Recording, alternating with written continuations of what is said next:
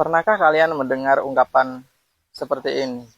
Ada tingkatan untuk memahami Islam, yaitu syariat, tarekat, hakikat, dan ma'rifat.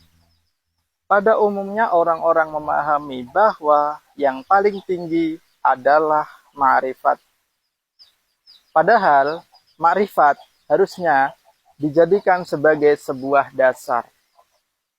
Kemudian sebagian orang juga memahami bahwa hakikat lebih tinggi daripada syariat. Padahal apa? Seharusnya syariat itu lebih tinggi daripada hakikat. Alasan dasarnya adalah beliau Nabi Muhammad SAW diturunkan, dijadikan sebagai seorang rasul untuk menegakkan apa? Untuk menegakkan syariat.